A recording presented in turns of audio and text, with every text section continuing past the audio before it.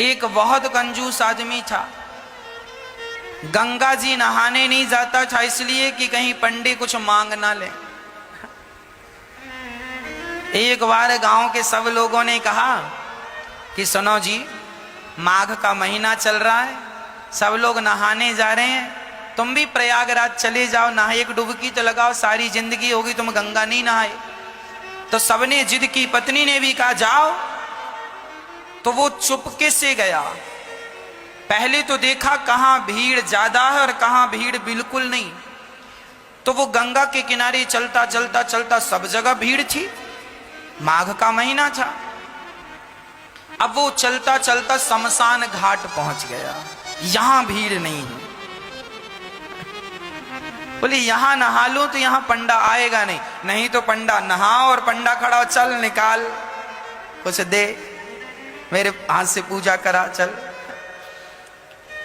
गया जी में। अब बड़े प्रेम से वो शमशान में सोचा यहां कुछ नहीं है, कोई पंडों का झंझट नहीं है, कपड़े उतारा, चुपके से धीरे धीरे गया, कोई देख ना ले। वो बड़ा पैसे वाला था पर कंजूस बड़ा था।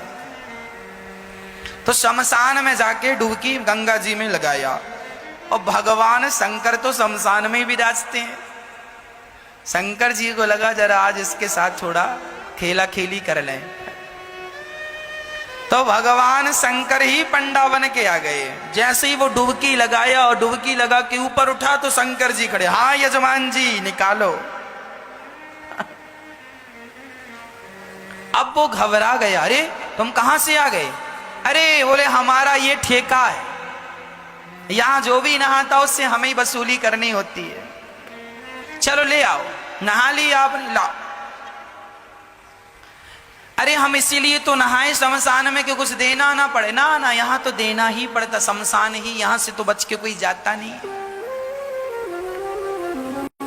अच्छा बताओ कितना लोगे? शंकर जी बोले देखो हम वैसे लालची तो नहीं है, पर तुम दो, कितना दोगे ये बताओ? उसने बोला 1 पैसा दूंगा। हाँ हाँ, शंकर जी बोले चल मैं 1 पैसे से खुश हूं, चल ला। अभी नहीं लाया, कुछ नहीं हूं, उधार 1 पैसा दूंगा, वो भी उधार। तो शंकर जी बोले ठीक है, तो लिखवाओ फिर अपना एड्रेस वगैरह यहाँ। शंकर जी ने रजिस्टर में नोट किया, कहाँ के हो? फलानी गली, मकान नंबर फलाना। हाँ यहाँ के हो? हाँ सही है। हाँ मोबाइल नंबर? नहीं, मोबाइल रखते ही नहीं। अब वो उधारी का बहाना था बचने का, वो चला घर। और जैसे ही घर पहुंचा तो शंकर जी तुरंत दरवाजे के पास खड़े हो गए। हाँ यजमान जी 1 पैसा निकालो। दरवाजा खोला पत्नी ने, क्यों? फलाने जी हैं? हाँ हाँ हैं। तो उनसे बोलना कि 1 पैसा हमारा उधार है तो दें। पत्नी गई, क्यों जी आपसे कोई 1 पैसा लेने आया उधार? क्या लिया आपने? अरे लिया दिया कुछ नहीं, नहाया उसका 1 पैसा है। तो यजमान जी ने पत्नी से कहा सुनो कह दो कि घर पे नहीं है, जा।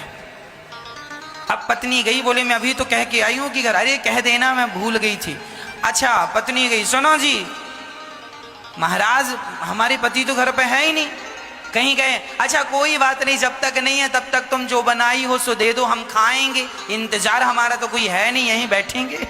अब पत्नी को लगा हे भगवान ये खाएगा, और तुरंत दौड़ी दौड़ी गई, क्यों जी 1 पैसा नहीं देते तो वो खाने का भी बोल रहा है खाएगा भी।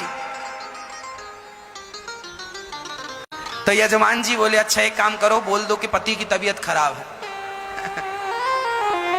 पत्नी फिर गई, सुनो जी हमारे पति की तबीयत खराब हो गई, अभी जाओ बाद में आना। अच्छा तबीयत खराब हो गई? अरे हम डॉक्टर भी हैं, वैद्य भी, लाओ कहां था भाई? अब पत्नी फिर आई, सुनो जी कह रहा तुम्हारा इलाज करेगा बोले इलाज पता नहीं क्या करता है, 1 पैसा तो अभी उतारा नहीं, इलाज करेगा तो पता नहीं कितना पैसा लेता है, इससे इलाज नहीं कराएंगे। अच्छा एक काम करो, कह दो कि पति, कह दो तुम कि हम मर गए। पत्नी ने कहा ये घोर पाप है, अभी आप जिंदा हो और हमसे कह रहे हैं मर गए। हम नहीं कहेंगे कि पति मर गए। अरे एक काम कर, मैं पड़ जाता हूं सांस बंद करके। वो सचमुच लेट गया। अब जब लेट गया तो पति ने कहा सुन ऐसे ना जा, जरा रोती रोती जा। ये सुनेगा कि मर गया तो चला जाएगा, एक पैसा तो बचेगा। अब वो मरने का नाटक किया और पत्नी रोती, महाराज महाराज बीमार थे, पता नहीं क्या हुआ, प्राण निकल गए। अच्छा, शंकर जी बोले मर गया? हाँ। अच्छा एक काम करो, तुम घर में अकेली हो ना? हाँ। बोले मर गया तो उठाएगा कौन? मैं गांव वालों को बुलाता हूं। अब भगवान जी ने, शंकर जी ने सारे गांव वाले, सुनो सुनो यजमान जी मर गए, सुनो सुनो यहाँ आओ, ये फलाना मर गया, जरा आओ। अब सारा गांव इकट्ठा हो गया। सब इकट्ठा, वो पड़ा है और पत्नी की तरफ बार बार यूं यूं करे, अभी है कि गया? अरे वही तो लाया गांव वालों को। कहाँ गया? थोड़ा देर मरे पड़े रहना। अब वो पड़ा मरा और गांव वाले अर्थी तैयार कर रहे हैं। हाँ वो रो रही है और भगवान शंकर मुस्कुरा रहे हैं, कितना कंजूस है, मर गया पर एक पैसा नहीं दिया इसने। अब गांव वाले बोलो देर ना करो, उठाओ। उठा के अर्थी पे, उस पे अर्थी पे रखा। अब ले जाने लगी तो पत्नी ने पकड़ लिया, नहीं मरे नहीं मरे